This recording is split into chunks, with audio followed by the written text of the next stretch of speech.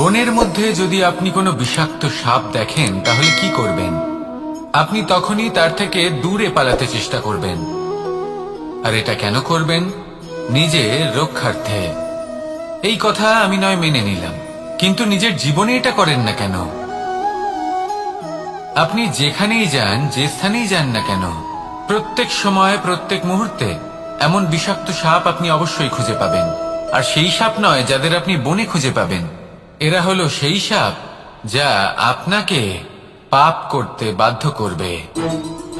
আপনার অন্তরের বাসনা, ক্রোধ, অহংকার, লোভ, ঈর্ষা এদের বৃদ্ধি ঘটাবে। দেখুন, বনের এই সাপ আপনাকে একবার ছেড়ে দিতেও পারে, ছোবল নাও মারতে পারে, কিন্তু এই যে পাপরূপী সাপ আছে তা অবশ্যই ছোবল মারবে।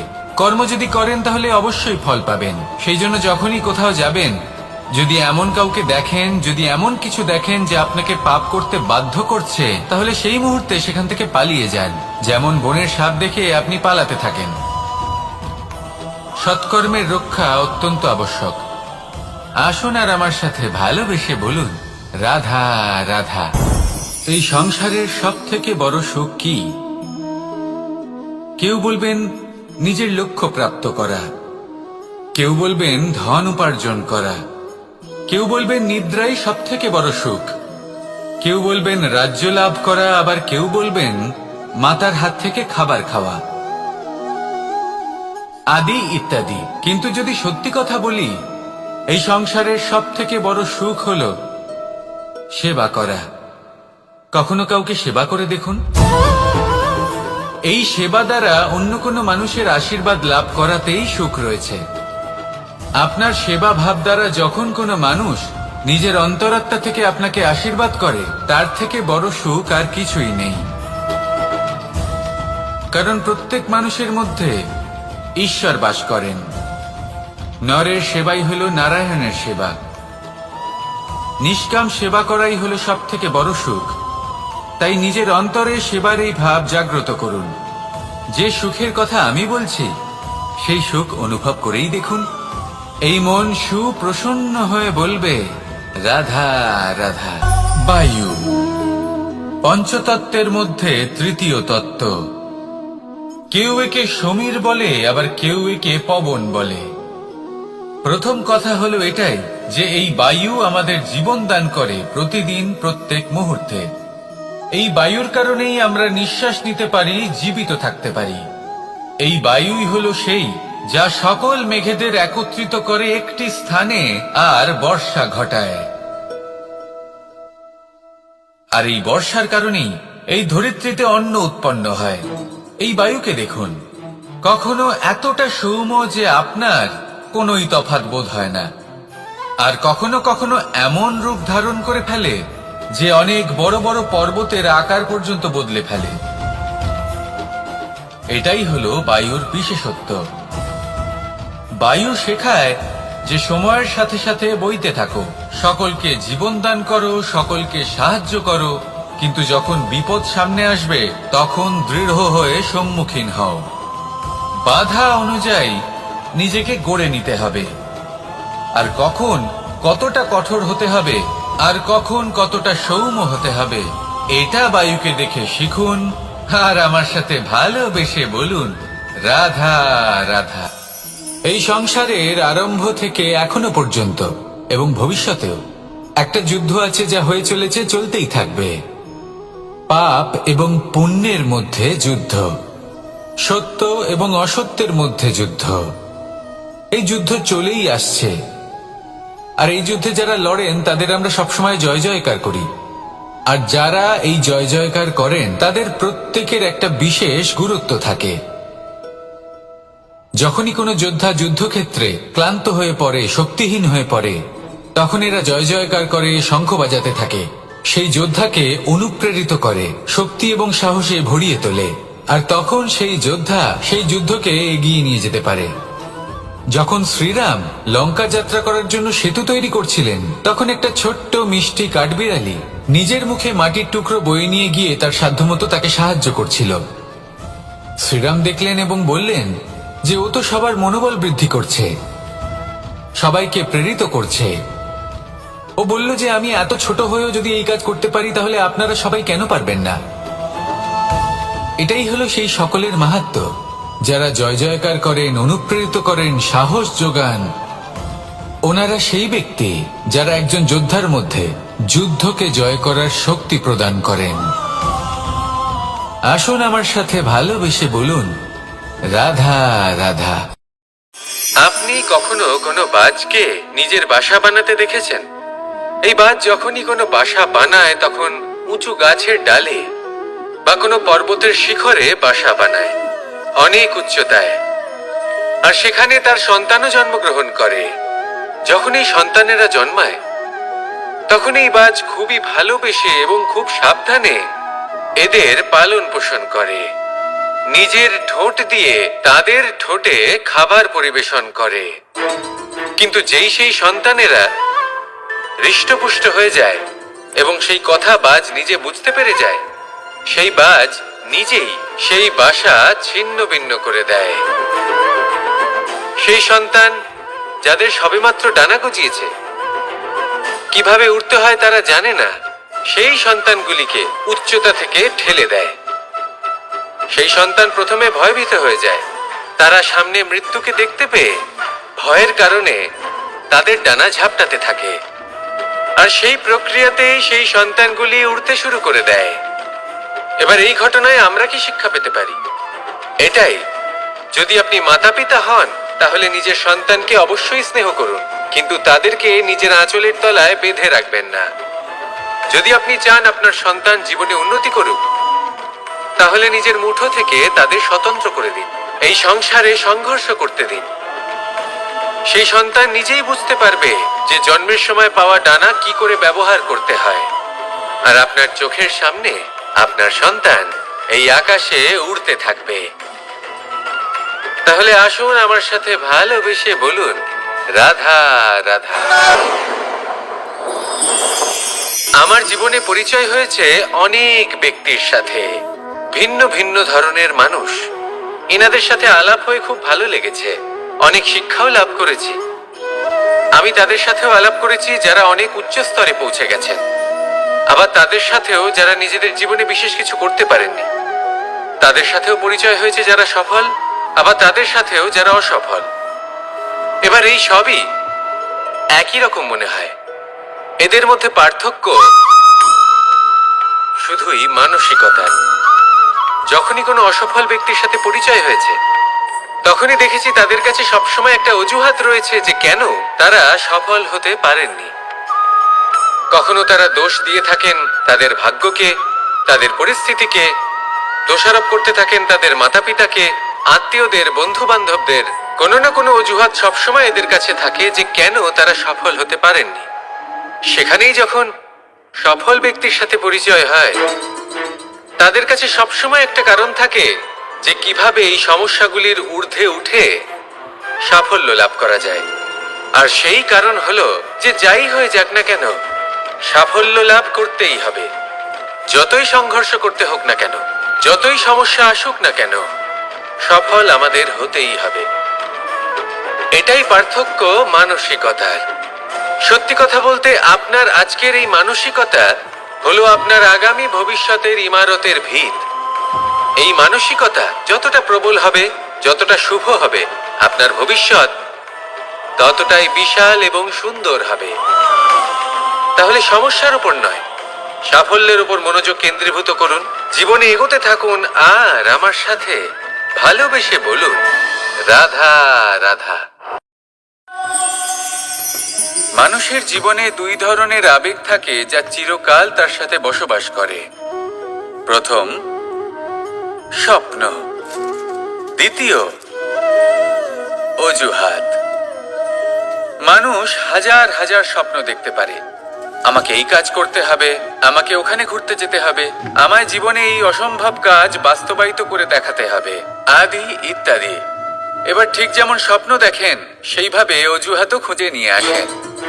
আমি এই স্বপ্ন পূরণ করতে পারলাম না, কারণ আমাকে কেউ সাহায্যই করলো না, কারণ আমি দুর্বল হয়ে পড়েছিলাম, কারণ আমার কাছে সময়ই ছিল না, আদি ইত্যাদি। এবার সাফল্য এবং অসফলতার মাঝখানে এই ধরনের সংঘর্ষ হতে থাকে। সাফল্য তখন লাভ করা সম্ভব যখন আপনার স্বপ্ন আপনার অজুহাতের থেকে অনেক বড় হয়, আর অসফলতা তখন পাবেন যখন আপনার অজুহাত আপনার স্বপ্নের থেকে অনেক বড় হয়। আপনি যদি সাফল্য লাভ করতে চান তাহলে চেষ্টা করতে থাকুন, পরিশ্রম করুন।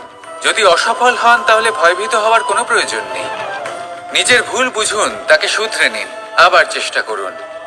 কিন্তু যদি নিজের জীবনে অজুহাত নিয়ে আসেন তখন স্বপ্ন কখনো পূরণ হবে না। আসুন আমার সাথে ভালোবেসে বলুন, রাধা রাধা। এই সংসারের সব থেকে কঠোর ধাতুর মধ্যে একটি হলো লোহা। লোহা দিয়ে আমরা অনেক অস্ত্র শস্ত্র লাভ করি, অনেক বস্তুও লাভ করি। এবার এই লোহাকে কাটার জন্য, একে কোনো আকার দেওয়ার জন্য কি প্রয়োগ করতে হয়? লোহা। এবার এই কথাটা আমরা সকলেই জানি যে লোহার দ্বারাই লোহাকে কাটতে হয়। এবার এই কথা আমি আপনাকে কেন বলছি? এরপরে খুব বড় একটা প্রশ্ন আসে যা খুব বড় শিক্ষা দিয়ে যায়। এটা কেন হয় যে আমরা একটা লোহা দিয়ে একটা লোহাতে আঘাত করছি, কিন্তু যে লোহা দ্বারা আঘাত করছি তার আকার বদলাচ্ছে না, যার ওপর প্রহার করছি তার আকার বদলাচ্ছে? এতে পার্থক্যটা কোথায়? পার্থক্য হলো তাপমাত্রার। দেখুন, যে লোহাকে আমরা কাটতে চাই তার তাপমাত্রা বাড়াতে হয়, তাকে গরম করতে হয়। আর যে লোহা দ্বারা আমরা আঘাত করতে চলেছি সেই লোহা আমাদের ঠান্ডা রাখতে হয়। অর্থাৎ ঠান্ডা লোহা গরম লোহাকে কেটে দেয়। এবার এই শিক্ষা কি আমাদের জীবনে যথেষ্ট নয়? আমাদের জীবনে অনেক সমস্যা আসতে পারে, কিন্তু আমাদের এই বিষয়ে বিশেষ খেয়াল রাখতে হবে যে আমাদের মনকে আমরা যেন ঠান্ডা রাখি, এই মস্তিষ্ককে শান্ত রাখতে হবে। যদি আমরা ক্রোধ বা ঈর্ষার আগুনে জ্বলতে থাকি, বিদ্বেষের আগুনে জ্বলতে থাকি, তাহলে আমরাও সেই লোহার মতোই হয়ে যাব যার তাপমাত্রা অত্যন্ত বেশি। তখন যে কেউ এসে আমাদের বিচ্ছিন্ন করে চলে যাবে। মনে রাখবেন, যিনি যত বেশি স্থির বুদ্ধির অধিকারী, যিনি হলেন সব থেকে বেশি শান্ত, তিনি হলেন সব থেকে বেশি বলশালী। তাহলে শান্ত থাকুন আর আমার সাথে ভালোবেসে বলুন, রাধা রাধা। কনক, কি সুন্দর একটা শব্দ। এর অনেকগুলো রূপ রয়েছে, অনেকগুলো অর্থও রয়েছে। প্রথম অর্থ হলো স্বর্ণ, অর্থাৎ সম্পত্তি। দ্বিতীয় অর্থ ধুতুরা, অর্থাৎ গাছের ছোট একটা বীজ যা কিনা অত্যন্ত শক্তিশালী হয়। যদি বেশি মাত্রায় এর প্রয়োগ করা হয় তাহলে এটা বিষময় হয়ে উঠতে পারে। এই হলো সেই ধুতুরা যার প্রয়োগ মহাদেবের পুজোতে করা হয়। এবার প্রশ্ন হলো এটাই যে এই স্বর্ণ এবং এই ধুতুরার মধ্যে মিল কি রয়েছে? মিল হলো এটাই যে এই দুটোই মানুষকে মত্ত করে তোলে। ধুতুরা মানুষকে তখন মত্ত করে যখন তাকে সেবন করা হয়, কিন্তু স্বর্ণ, ধন, সম্পত্তি, মানুষ এটা যতটাই অর্জন করে নেয় সেটাই যথেষ্ট। এই স্বর্ণ মানুষের ভাবনা চিন্তা করার ক্ষমতাকে বশ করে ফেলে। মানুষ সম্পত্তির লোভে মত্ত হয়ে ওঠে, কারণ যে যত চমৎকারী, যতটা অমূল্য হয় তাকে সামলানো কিন্তু ততটাই কঠিন, তাই না? তাই মনে রাখবেন, ধন, স্বর্ণ, সম্পত্তি এগুলো ধুতুরার থেকেও অনেক বেশি বিষাক্ত হতে পারে। তাই এর ওপর আত্মসংযমের একটা কবচ পরিয়ে রাখবেন এবং বিবেকের শক্তির সাথে এগুলো প্রয়োগ করুন, তবেই কল্যাণ হবে। আসুন আমার সাথে ভালোবেসে বলুন, রাধা রাধা। একটা জলের ফোঁটাকে ফোঁটা নামে সম্বোধন করা হয়। অনেক ফোঁটা একত্রিত হলে সাগরের রূপ ধারণ করে। শুধু একটা পাতাকে পাতা বলা হয়, অন্য অনেক পাতার সাথে একত্রিত হলে তা গ্রন্থের রূপ ধারণ করে। একটা মাত্র সুতো অন্য সুতোর সাথে মিলিত হলে বস্ত্রের রূপ ধারণ করে। অনেক সংখ্যক ইট একত্রিত হলে মহলের রূপ ধারণ করে। সৈন্যরা একত্রিত হলে সৈন্যদল তৈরি হতে পারে। এটা হলো শক্তি সংগঠনের, এটাই হলো শক্তি একতার। তা সে বনস্পতি হোক বা কোনো ব্যক্তিই হোক, কোনো মনোভাবই হোক, যদি একা থাকে তাহলে দুর্বল হয়ে পড়বে। যদি সংগঠিত থাকে তাহলে শক্তিও বাড়বে আর আপনাকে সামনে এগিয়েও নিয়ে যাবে। তাই এই একতায় বিশ্বাস রাখুন আর আমার সাথে ভালোবেসে বলুন রাধা রাধা। জীবন কিসের উপর নির্ভরশীল? ধনের ওপর, বৈভবের ওপর, নিঃশ্বাসের ওপর? না, এই জীবন নির্ভরশীল বিশ্বাসের ওপর। বিশ্বাস নিজের ওপর, বিশ্বাস আমাদের আপনজনের ওপর। কিন্তু যখন এই বিশ্বাস ভেঙে যায় তখন মানুষের মনও ভেঙে যায় আর তারপর সে অন্য কিছু করতেই পারে না। তখন কি করা যেতে পারে? 3টে কাজ আছে যা আপনি করতে পারেন। প্রথম, ভালোবাসা। যাকে আপনি ভালোবাসেন, যারা আপনাকে ভালোবাসে, ভুল যারই হোক না কেন, তার কাছে ক্ষমা চাইতে কখনোই সংকোচ বোধ করবেন না। দ্বিতীয় হলো বিশ্বাস। যারা আপনাকে ভালোবাসেন, আপনাকে বিশ্বাস করেন, তাদের বিশ্বাস কখনো ভাঙবেন না। তৃতীয় হলো আশা। যারা আপনাকে ভালোবাসেন, আপনাকে বিশ্বাস করেন, তাদের আশা আপনার সাথে জড়িত। তাদের থেকে কখনো কিচ্ছু লুকোবেন না। এই 3টে কাজ করুন আর এই জীবন সুপ্রসন্ন হয়ে বলবে রাধা রাধা। জীবনে সাফল্য এবং অসফলতা আপনার বল, আপনার শক্তির উপরে নির্ভরশীল নয়, আপনার মানসিকতার উপর নির্ভরশীল। যদি কোনো ব্যক্তি দৃঢ় নিশ্চয় করে নেয় তাহলে সে কখনো হারে না। যদি কেউ হার মেনে নেয় তাহলে সে কখনোই জিততে পারে না। শেষ পর্যন্ত কি হয়? এই ভাবনাই সত্য হয়ে সামনে চলে আসে আর এই ভাবনাই পরবর্তীকালে ইতিহাস রচনা করে। সেই জন্য আপনি যদি চান আপনার নাম ইতিহাসে থাকুক, তাহলে দৃঢ় হতে শিখুন। ইতিবাচক ভাবনার সাথে, পরিশ্রমের সাথে এগিয়ে চলতে থাকুন। প্রতিস্পর্ধা গ্রহণ করুন আর শুধুই এগিয়ে যেতে থাকুন। সংসারে আপনি যে কোনো উচ্চতাতেই পৌঁছতে পারবেন, কারণ ইচ্ছে শক্তি আর ভালোবাসার চেয়ে বেশি শক্তিশালী আর কিছুই নেই। তাহলে আসুন আর আমার সাথে ভালোবেসে বলুন রাধা রাধা। আজ আমি আপনাকে একটা ছোট্ট কাহিনী শোনাবো।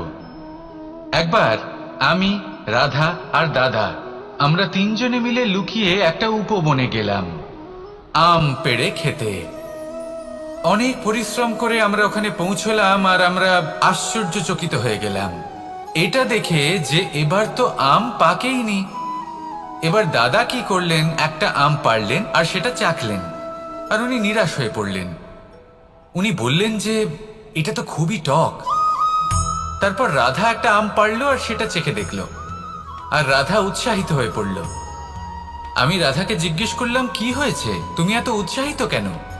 তখন রাধা বলল যে এবার এত বেশি টক আম হয়েছে যে এগুলো দিয়ে আমরা আচার বানাবো। তাহলে দাদা ওখান থেকে বেরিয়ে গেলেন নিরাশ হয়ে এবং খালি হাতে। রাধাও ওখান থেকে বেরিয়ে গেল কিন্তু উৎসাহিত হয়ে আর অনেকগুলো কাঁচা আম সাথে নিয়ে। এর থেকে আমরা কি শিক্ষা পেতে পারি? যে প্রত্যেকটা স্থানে এমন কিছু রয়েছে যেখান থেকে আমরা কিছু একটা শিক্ষা লাভ করতে পারি, যা আমাদেরকে বিকাশের পথে নিয়ে যেতে পারে। এই শিক্ষা প্রত্যেক স্থানে আছে। সবকিছু আমাদের দৃষ্টিভঙ্গির উপর নির্ভর করছে। যখনই আমাদের জীবনে, আমাদের সম্পর্কে কোনো সমস্যা, কোনো বিপদ আসে, তখন বেশিরভাগ মানুষ সেই বিষয় নিয়ে দুঃখী হয়ে পড়েন।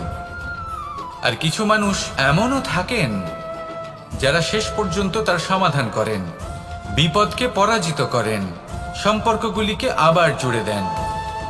যদি আপনি সুখের খোঁজ করেন তাহলে আপনি সুখ অবশ্যই পাবেন, প্রসন্নতা অবশ্যই পাবেন।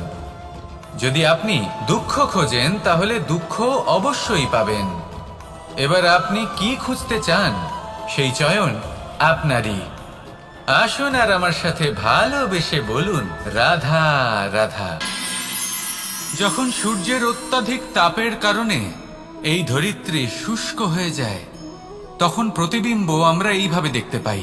আমরা কোথাও দূরে তাকালে আমাদের মনে হয় সেখানে জল রয়েছে। আমরা যখনই কাছে গিয়ে দেখি তখন দেখি যে সেখানে জলই নেই।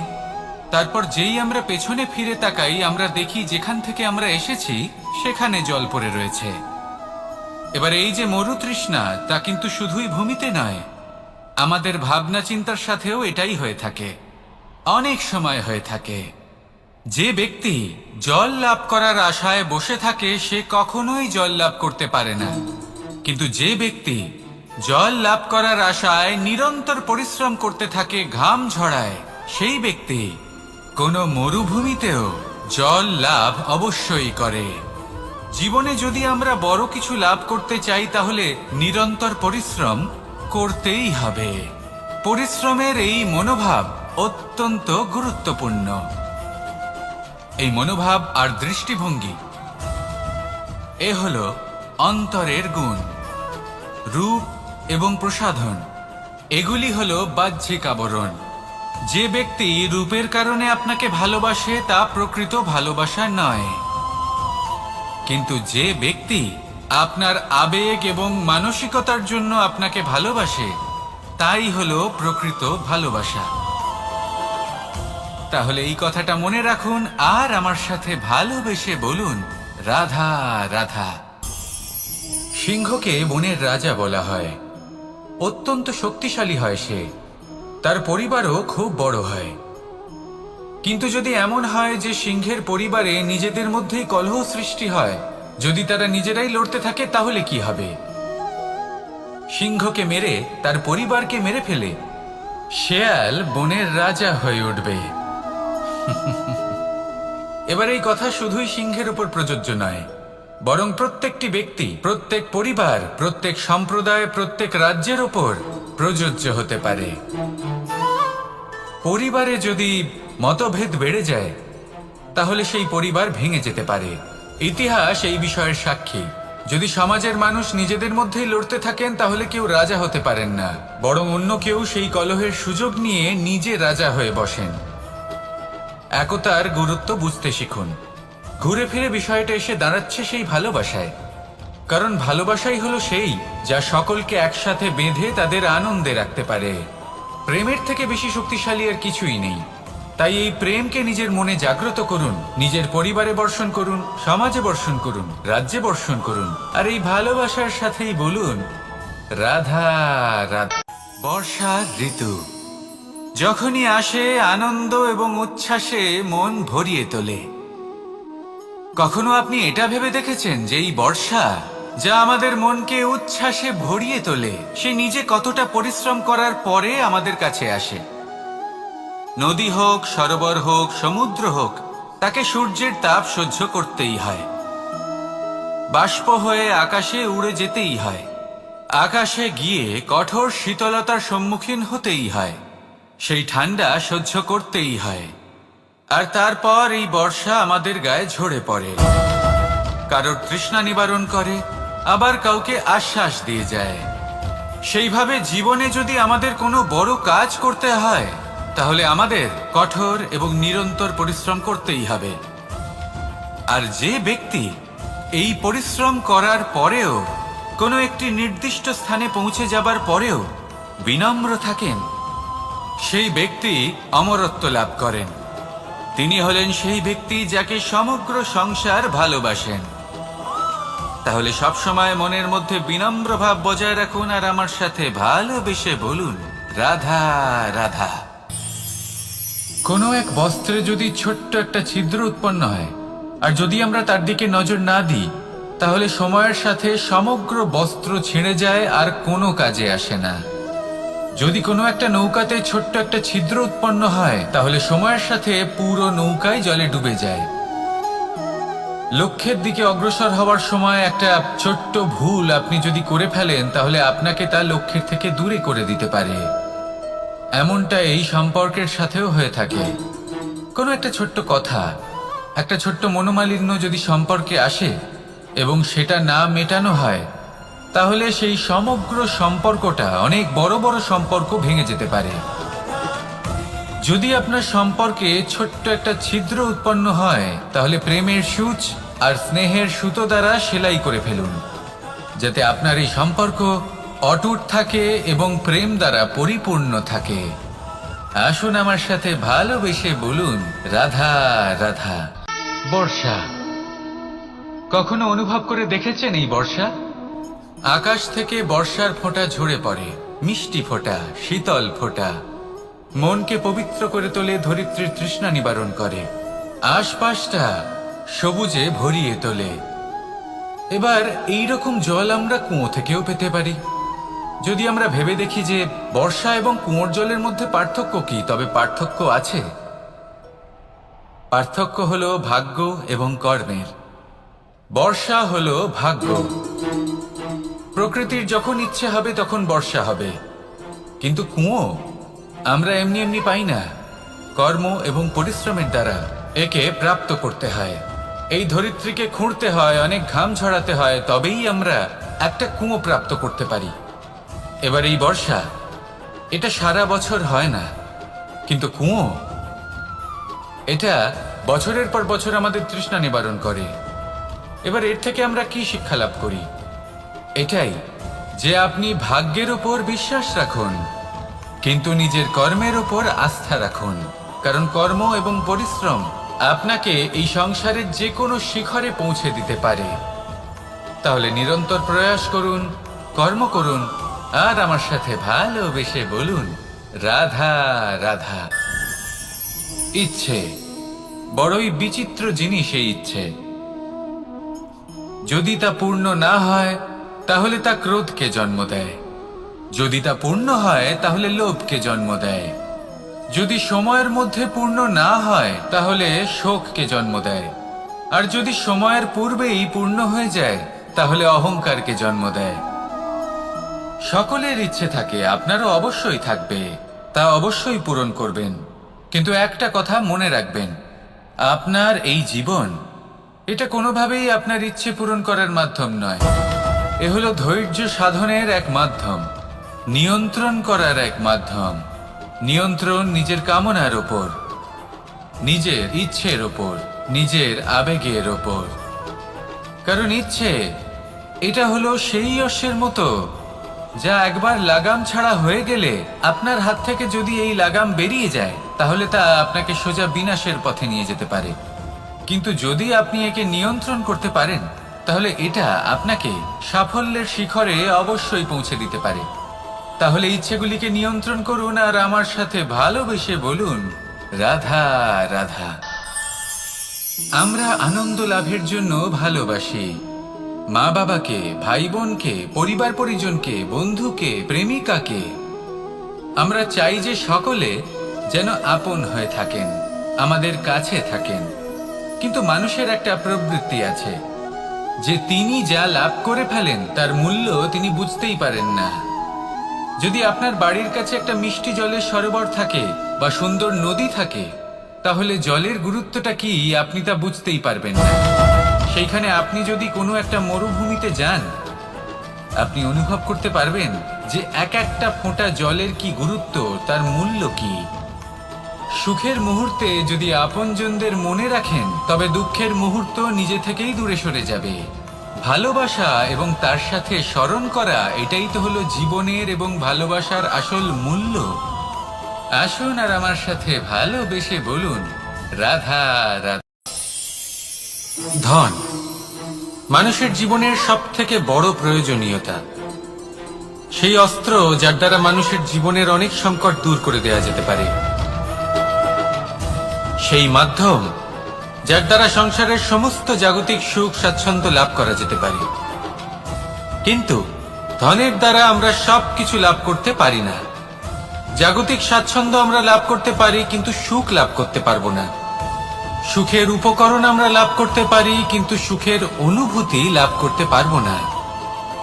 আনন্দ, সন্তোষ, প্রসন্নতা এগুলো ধন দ্বারা লাভ করা যায় না।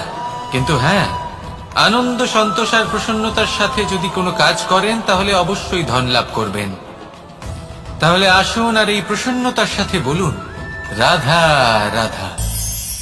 মানুষ শুধুমাত্র দুই ধরনের ব্যক্তির সামনেই নত হন, একজন হলেন তিনি যাকে তিনি সম্মান করেন, আর আরেকজন যাকে তিনি ভয় পান। এবার কোনো ব্যক্তি যদি আপনার সামনে নত হন, তাহলে তার পেছনের কারণ কি? আপনার প্রতি সম্মান নাকি আপনার প্রতি ভয়? সেটা আপনাকেই বুঝতে হবে। যদি আপনি এমন মনে করেন যে তাতে কি যায় আসে, ভয় হোক বা সম্মান, কেউ আমার সামনে নত তো হচ্ছেন, যদি এটা আপনার চিন্তা ভাবনা হয়, তাহলে আপনাকে মনে করিয়ে দিই, এই সময় বদলাতে বেশি সময় লাগে না। আজ যে ব্যক্তি আপনাকে দেখে ভয় পাচ্ছে, কাল এই ভয়ের সমাপ্তিও ঘটতে পারে। আবার এমনও হতে পারে যে তার কাছে অত্যাধিক শক্তি চলে এলো। অনেক কিছুই হতে পারে। তাই মনে রাখবেন, যে মাথা ভয়ের কারণে নত হয় তা সময় এলে সবার আগে বিরোধিতা করতে পারে, আর যে মাথা সম্মানের কারণে নত হয়, আপনার জন্য নিজের শিরচ্ছেদও সে করতে পারে। তাই সকলকে আপন করে নিন, কিন্তু ভয় প্রয়োগ করে নয়। কর্ম করুন এবং সম্মান অর্জন করুন। শুধু এটাই করুন আর আমার সাথে ভালোবেসে বলুন, রাধা রাধা। আমাদের জীবনে গুরুজনেরা, জ্ঞানী মানুষজন সবসময় একটা কথা বলেন, ধৈর্য ধরো। শুধুমাত্র দুটো শব্দ, কিন্তু কতটা বিশাল সেটা বোঝার চেষ্টা করুন। ছোট একটা অস্ত্র হাতে নিন এবং একটা বিশাল পর্বতে নিরন্তর প্রহার করতে থাকুন। ধৈর্য ধরে সেই কাজ করতে থাকুন। এমন একদিন আসবে, এই বিশাল পর্বতে আপনি একটা পথ তৈরি করবেন। কোনো ধনুর্ধর যখন নিজের বিদ্যা অর্জন করেন, তখন তাকেও ধৈর্য ধরতে হয়, তার নিজেকে সময় দিতে হয়, তবেই সে ধনুর্বিদ্যা শিখতে পারে। সেইভাবে আমাদের জীবনেও ধৈর্য ধরার খুব প্রয়োজন। পরিবারে ধৈর্য রাখতে পারলে তাহলে আস্তে আস্তে দেখবেন প্রেম বৃদ্ধি পাচ্ছে। সমাজে যদি ধৈর্য রাখতে পারেন, তাহলে আস্তে আস্তে এই সমাজ আপনাকে সম্মান করবে। যদি নিজের জীবনে ধৈর্য রাখতে পারেন, তাহলে নিজে থেকেই আত্মবিশ্বাস বাড়বে, নিজের বিকাশ হবে। জীবনে সবই সম্ভব যদি ধৈর্য রাখতে পারেন। হয়তো আস্তে আস্তে হবে, কিন্তু হবে অবশ্যই। শুধু ধৈর্য রাখুন, কারণ ধৈর্যই সব থেকে বড় পুঁজি। আসুন আর আমার সাথে ভালোবেসে বলুন, রাধা রাধা। কোনো এক সময়ের ঘটনা এটা। মা এবং বাবা হাটে গিয়েছিলেন। তখন আমি আর দাদা গিয়েছিলাম গরু চড়াতে। আমরা বাড়ি ফিরে এলাম, আর মা সেই সময় একটা কাজ করতেন। যখনই হাটে যেতেন, দরজা তালা বন্ধ করে যেতেন। উনি খুব ভালো করে জানতেন যে যদি ওনার এই মাখন চোর সঠিক সময় পৌঁছে যায়, তাহলে এক ফোঁটাও মাখন আর অবশিষ্ট থাকবে না। এবার ঘটনা কিছুটা এরকম হলো যে মা আর বাবা মাঝে মাঝে হাটে যেতেন, তাই মাঝে মাঝেই দরজা তালা বন্ধ করতে হতো। যখন মা আর বাবা ফিরে এলেন, তখন বাবা ভুলে গিয়েছিলেন যে এই চাবির গোছা থেকে ঠিক কোন চাবিটা দরজার তালা খোলার জন্য উপযোগী। উনি চেষ্টা করতে শুরু করে দিলেন। একটার পর একটা চাবি দিয়ে উনি চেষ্টা করতে থাকলেন, কিন্তু সেই দরজার তালা তো খুলতেই চাইছিল না। ওনার মাথা থেকে ঘাম পড়তে শুরু করলো। তখন মা বললেন যে তালা ভেঙে দেওয়া যাক। মা চলে গেলেন, আর বাবা বললেন, না না দাঁড়াও, আর কিছু চাবি বাকি আছে, এটা হয়তো খুলতে পারবো। মা হাতুড়ি নিয়ে চলে এলেন সেই তালা ভাঙার জন্য, আর তখনই বাবা শেষ চাবিটা প্রয়োগ করলেন, আর দরজার তালা খুলে গেল। যদি উনি চেষ্টা না করতেন, তাহলে এই তালাটাও ভেঙে যেত আর চাবিটাও নষ্ট হয়ে যেত, ঠিক কিনা? এবার এই ঘটনাটা আমি দেখেছিলাম, আর আমার মনে হলো যে কখনো কখনো এই চাবির গোছার মধ্যে থেকে শেষ চাবিটাও কিন্তু জীবনের দরজা খুলে দিতে পারে। সেজন্য আপনি যদি জীবনে সাফল্য লাভ করতে চেষ্টা করেন, নিজের লক্ষ্যে পৌঁছতে চান, তাহলে হার মানবেন না। হয়তো দেখবেন আপনার পরবর্তী প্রচেষ্টা বা এই অন্তিম প্রচেষ্টা আপনাকে সাফল্যের পথে নিয়ে গেল। তাই নিরন্তর প্রচেষ্টা করতে থাকুন, জীবনে সাফল্য লাভ করুন, আর আমার সাথে ভালোবেসে বলুন, রাধা রাধা। কোকিলের ডাক শুনে আমার মন প্রফুল্ল হয়ে ওঠে। কোকিল হলো আমার অত্যন্ত প্রিয়। এরকমই আরো একটা পাখি আছে, কাক। একদিকে কাক, অন্যদিকে কোকিল। এদের মধ্যে বেশি পার্থক্য নেই, কিন্তু কোকিলের কণ্ঠ শুনে সবার মন প্রফুল্ল হয়ে ওঠে। কোকিল যখন সামনে আসে তখন মন শান্ত হয়ে যায়, যখন কাক সামনে আসে তখন মানুষ দূরে পালিয়ে যায়। এমন কেন হয়? কারণ হলো বাণী। কোকিলের বাণী অত্যন্ত মিষ্টি, অত্যন্ত মধুর। সেখানেই কাকের বাণী অত্যন্ত কর্কশ শোনায়, আর কর্কশ বাণী শোনা কেউ পছন্দ করেন না। আপনি নিজেকে জিজ্ঞেস করুন, কোনো ব্যক্তি আপনার সাথে কথা বললে তার বাণী মধুর হলে আপনার ভালো লাগে, আর যদি কর্কশ হয় তার থেকে দূরে চলে যেতে ইচ্ছে করে। তাই নিজের বাণীও এইভাবেই মধুর রাখুন, মিষ্টি রাখুন। এ আমারও খুব প্রিয়। আর এটা তখন হয় যখন মনে প্রেম থাকে। মনের মধ্যে প্রেম জাগ্রত করুন, বাণী নিজে থেকেই মধুর হয়ে যাবে। আর কৃষ্ণ নিজে থেকে আপনার কাছে আসবে আর আপনার সাথে বলবে, কি রাধা রাধা। যখন সূর্যের অত্যাধিক তাপের কারণে এই ধরিত্রী শুষ্ক হয়ে যায়, তখন প্রতিবিম্ব আমরা এইভাবে দেখতে পাই। আমরা কোথাও দূরে তাকালে আমাদের মনে হয় সেখানে জল রয়েছে।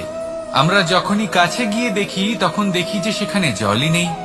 তারপর যেই আমরা পেছনে ফিরে তাকাই আমরা দেখি যেখান থেকে আমরা এসেছি সেখানে জল পড়ে রয়েছে। এবার এই যে মরুতৃষ্ণা, তা কিন্তু শুধুই ভূমিতে নয়, আমাদের ভাবনা চিন্তার সাথেও এটাই হয়ে থাকে, অনেক সময় হয়ে থাকে। যে ব্যক্তি জল লাভ করার আশায় বসে থাকে সে কখনোই জল লাভ করতে পারে না। কিন্তু যে ব্যক্তি জল লাভ করার আশায় নিরন্তর পরিশ্রম করতে থাকে, ঘাম ঝরায়, সেই ব্যক্তি কোনো মরুভূমিতেও জল লাভ অবশ্যই করে। জীবনে যদি আমরা বড় কিছু লাভ করতে চাই তাহলে নিরন্তর পরিশ্রম করতেই হবে। পরিশ্রমের এই মনোভাব অত্যন্ত গুরুত্বপূর্ণ। এই মনোভাব আর দৃষ্টিভঙ্গি এ হলো অন্তরের গুণ। রূপ এবং প্রসাধন এগুলি হলো বাহ্যিক আবরণ। যে ব্যক্তি রূপের কারণে আপনাকে ভালোবাসে তা প্রকৃত ভালোবাসা নয়। কিন্তু যে ব্যক্তি আপনার আবেগ এবং মানসিকতার জন্য আপনাকে ভালোবাসে তাই হলো প্রকৃত ভালোবাসা। তাহলে এই কথাটা মনে রাখুন আর আমার সাথে ভালোবেসে বলুন, রাধা রাধা। আমার অনেকগুলো নাম আছে আর তাদের মধ্যে একটি হলো যুদ্ধ বিমুখ। এই কথা আপনারা সবাই জানেন। দাদাও আমাকে বলেছেন যে তুমি এরকম কিভাবে যুদ্ধক্ষেত্র থেকে মুখ ঘুরিয়ে পালাতে পারো কানাই। দেখুন, যেটা সময়ের দাবি ছিল আমি সেটাই করেছি। যদি আমি রণভূমি ত্যাগ করে না পালাতাম তাহলে কে জানে কত সৈনিক নিজেদের প্রাণ হারাতেন, কে জানে কতগুলি পরিবার নিজেদের বাঁচার আশা হারাতেন, কে বলতে পারে হয়তো কত প্রাণী এই সংসার ত্যাগ করতেন। আর তাই কখনো কখনো যুদ্ধ বিমুখ হওয়াই শ্রেয়। কখনো জীবনের ক্ষেত্রেও এটা প্রযোজ্য। যদি দূরে চলে গেলে আপনার সম্ভাবনা বৃদ্ধি পায় তাহলে দূরে চলে যান। দূরে চলে যান সেই সকল ব্যক্তিদের থেকে যারা কথায় কথায় আপনাকে অপমান করেন, আপনার নিন্দা করেন, আপনাকে বাধা দেওয়ার চেষ্টা করেন, আপনাকে ছোট করেন। কারণ তাদের সাথে থেকে, সেই সকল ব্যক্তিদের সাথে থাকলে যারা আপনার মূল্য বোঝেন না, আপনি নিজের আত্মসম্মান, নিজের আত্মবিশ্বাস, নিজের ব্যক্তিত্বকে নত করে ফেলবেন। দূরে চলে যান সেই সকল সংঘর্ষ থেকে, সেই সকল পরিস্থিতি থেকে যাদের সম্মুখীন হয়ে আপনি কোনো পরিণামেই পৌঁছতে পারবেন না। যদি আপনি এইভাবে যুদ্ধ বিমুখ হয়ে উঠতে পারেন, যদি এই প্রবৃত্তি আপনি নিজের মধ্যে জাগ্রত করতে পারেন, তাহলে আপনার সামনে সেই যুদ্ধ চলে আসবে যাতে বিজয় লাভ করে আপনি নিজের অস্তিত্ব খুঁজে পাবেন। আর সেটাই হলো সবথেকে বড় জয়লাভ। আসুন আমার সাথে ভালোবেসে বলুন, রাধা রাধা।